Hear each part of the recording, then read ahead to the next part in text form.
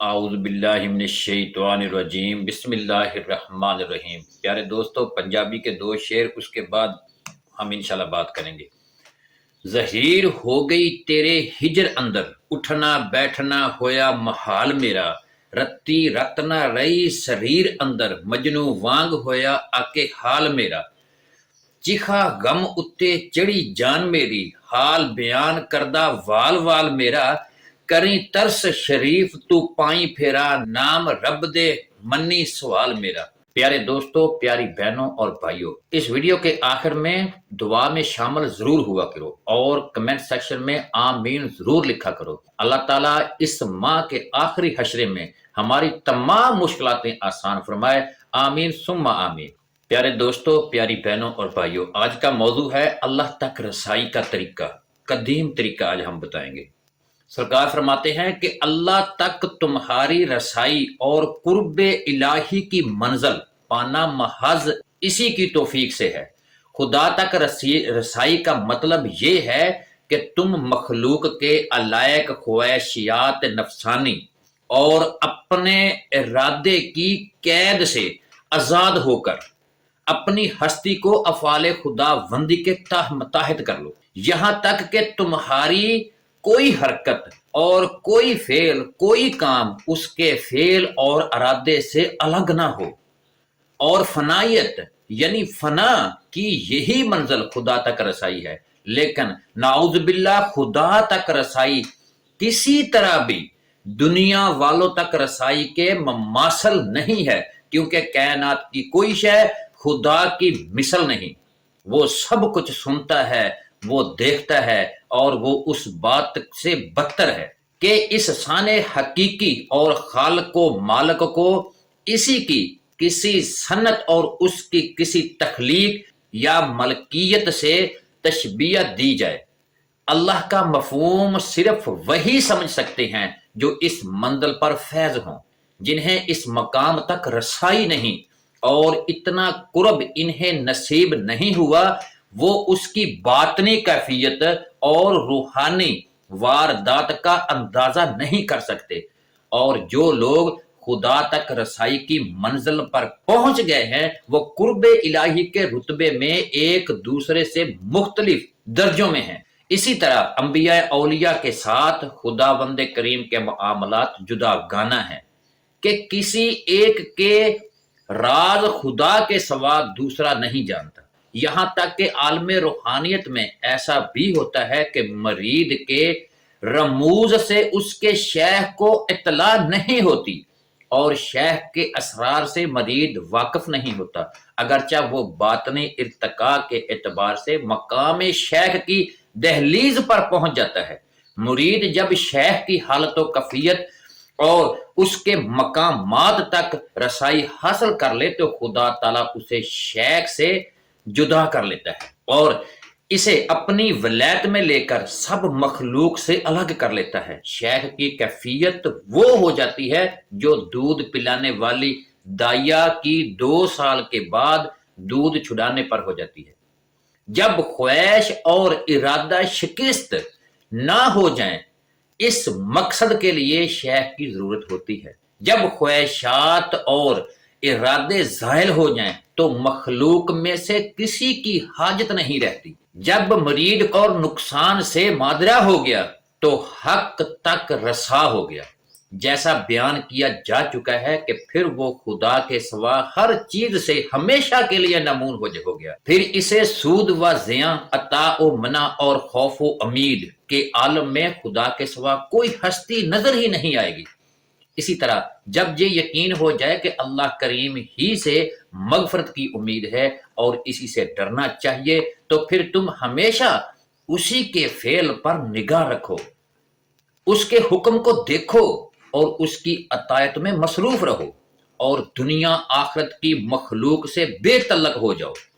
تمام خلقت کو اس آدمی کی طرح عاجز سمجھو جیسے ایک عظیم سلطنت سخت حکم اور بادشاہ گرفتار ہو کر کے اس کی گردن میں توق اور پاؤں میں بیڑیاں پہنا دے، پھر اسے درخت کے ساتھ پھانسی پر لٹکا دے اور وہ درخت ایک گہرے اور تیز دریا کے کنارے واقع ہو۔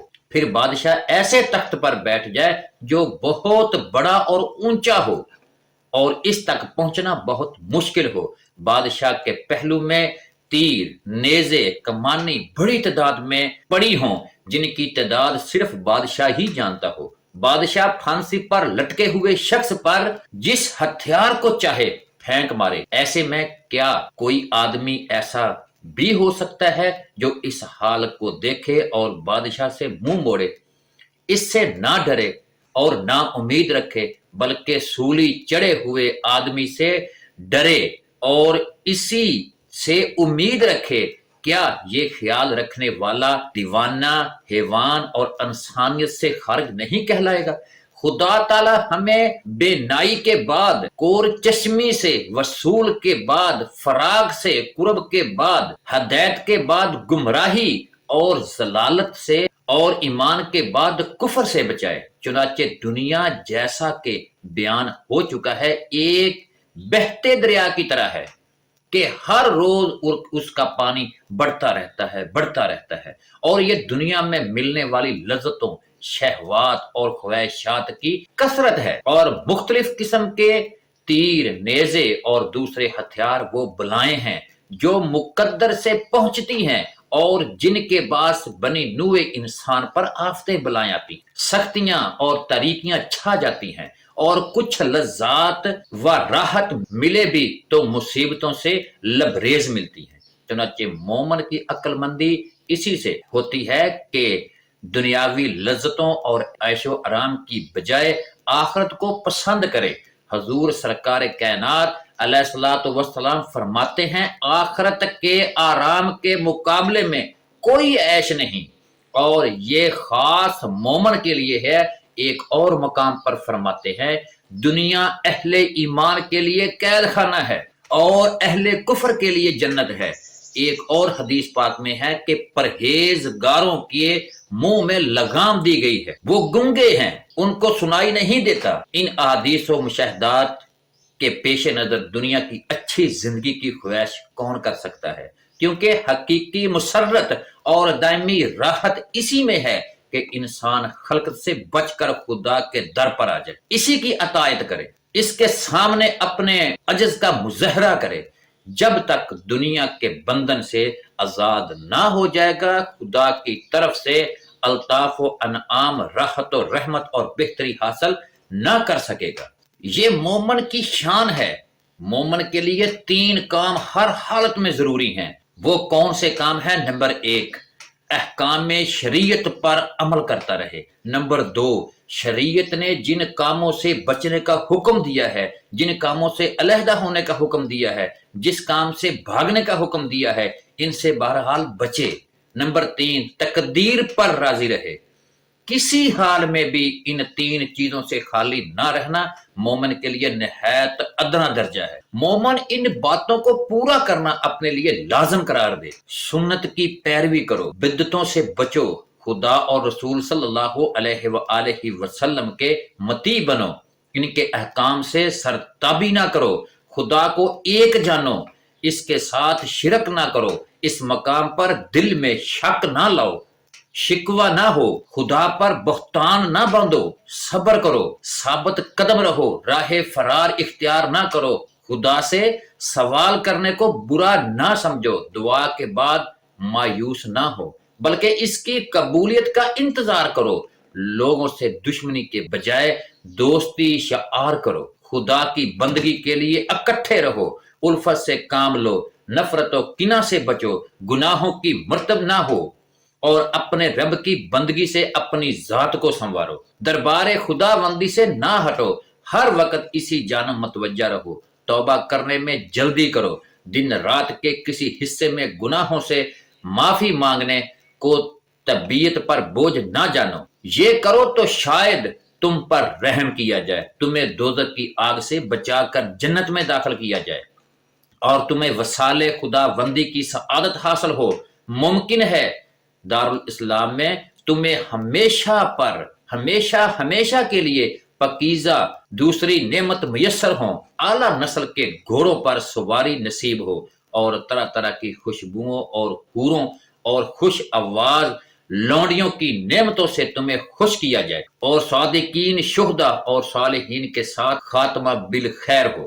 حضرت غوث اعظم رضی اللہ تعالی عنہ نے فرمایا، بندہ جب مصیبتوں اور بلاؤں میں گرفتار ہوتا ہے تو شروع میں اس کا چھٹکارا حاصل کرنے کے لیے خود کوشش کرتا ہے، لیکن جب اس طرح مقصد برابری نہیں ہوتی تو بادشاہ سے، عہدہ داروں سے اور دوسرے دنیا داروں سے اور مالداروں سے مدد مانگتا ہے، بیماری وغیرہ کے سلسلے میں طبیبوں سے رجوع کرتا ہے۔ جب تک اپنی کوشش پر اعتماد ہوتا ہے مخلوق سے رابطہ قائم نہیں کرتا، پھر جب تک مخلوق سے مدد کی امید ہوتی ہے حصول امداد کے لیے اپنے خالق کی طرف توجہ نہیں کرتا، مگر جب خالق کی طرف سے اس کی مدد نہیں ہوتی تو سوال، دعا، آہ زاری اور حمد میں مصروف ہو جاتا ہے۔ ایسی کیفیت میں دعا وند تعالیٰ اسے اتنا عاجز کر دیتا ہے کہ اس کی دعا کو شرف قبول نہیں بخشتا اور تمام ظاہری اسباب اس سے چھین جاتے ہیں۔ قضاء و قدر کے احکام الہی اس پر نافذ ہوتے ہیں اور وہ تمام اسباب ظاہری سے بے تعلق ہو جاتا ہے، فنا ہو کر صرف روح کی صورت میں باقی رہ جاتا ہے، تو وہ خدا کے لیے احکام کے سوا کچھ نہیں دیکھتا اور یقین اور توحید کی اس منزل میں داخل ہوتا ہے کہ اسے صرف اور صرف خدا تعالیٰ کی غافل حقیقی حرکت و سکون کا خالق، برائی اور نفع نقصان کا مالک ہونے کا یقین ہو جاتا ہے۔ وہ جان لیتا ہے کہ وہی عطا کرنے والا یا نہ کرنے والا، عزت ذلت دینے والا اور موت و حیات کا مالک ہے۔ اس طرح وہ قضاء و قدر کی اس منزل میں آ جاتا ہے جیسے دائی کے ہاتھ میں بچہ، غسال کے ہاتھ میں مردہ یا چوگان کھیلنے والے کے سامنے گیند ہوتا ہے۔ اس کیفیت میں اس کی حرکت و سکون ایک حال سے دوسرے حال پر جانا یا ایک فعل سے دوسرے پر تبدیل ہونا اس کی قدر میں نہیں رہتا۔ اس طرح بندہ اپنے مالک حقیقی کے احکام و افعال میں اس طرح فنا ہو جاتا ہے کہ اس کی نگاہ قدرت سے دیکھتا ہے، اس کے کلام، علم اور نعمت سے سنتا ہے اور جانتا ہے، خدا کی بات اور علم کے سوا کچھ نہیں سنتا۔ آمادہ اس پہ آمادہ ہی نہیں ہوتا، اس کی نعمتوں سے بہر و بر ہو کر اس کے قریب ہونے کی سعادت پاتا ہے، اس کے وعدوں سے تسکین و اطمینان کی دولت اور اسے نصیب ہوتی ہے، خدا کے ذکر سے محبت اور کسی دوسرے کے تذکرہ سے وحشت محسوس کرتا ہے۔ اس طرح جب وہ بقائے معرفت سے ڈھانپ دیا جاتا ہے وہ اسرار خدا بندی کے علوم پا لیتا ہے اور اس نعمتوں کے حصول پر اس کا شکر ادا کرتے ہوئے اس کی توحید تعریف میں الگ ہو جاتا ہے۔ پیارے دوستو، پیاری بہنوں اور بھائیوں، دعا کے لیے ہاتھ اٹھا لیں اور کمنٹ سیکشن میں آمین ضرور لکھیں۔ اللہ پاک ہمارے اس ماہ کے آخری عشرے میں ہماری تمام مشکلاتیں آسان فرمائے۔ بسم اللہ الرحمن الرحیم۔ اے میرے رب، میں بے بس ہوں، تو میری مدد فرما۔ اے اللہ، تجھے تیرے پیارے حبیب محمد صلی اللہ علیہ وآلہ وسلم کا واسطہ ہماری زندگی کی مشکلات کو آسان فرما دے، ہمیں ازمائشوں سے بری کر دے۔ ہم تیری ازمائشوں کے قابل نہیں ہیں، ہم کمزور و حقیر ہیں، لاچار ہیں، تو پوری کائنات کا خالق و مالک ہے، تو ہمیں بخش دے، ہماری زندگی کو آسان فرما دے۔ یا اللہ، روئے زمین پر جہاں بھی تیرے بندے تیرے نام لیوا تکلیف میں ہیں، ان سب پر اپنا کرم اور ان کی غیب سے مدد کر، بے شک تو علیم و خبیر ہے۔ یا میرے اللہ پاک، جو بھی پریشان ہے اس کی پریشانیاں دور فرما، جو دکھی ہیں ان کے دکھ درد دور فرما، جو بیمار ہیں، ہسپتالوں میں ہیں، گھروں میں ہیں، ان کو شفائے کاملہ عطا فرما، جو بے روزگار ہیں ان کو حلال رزق عطا فرما، جو بے اولاد ہیں ان کو نیک صالح اولاد عطا فرما، جو انسان جسے چاہتا ہے ان کو اس کی چاہت عطا فرما۔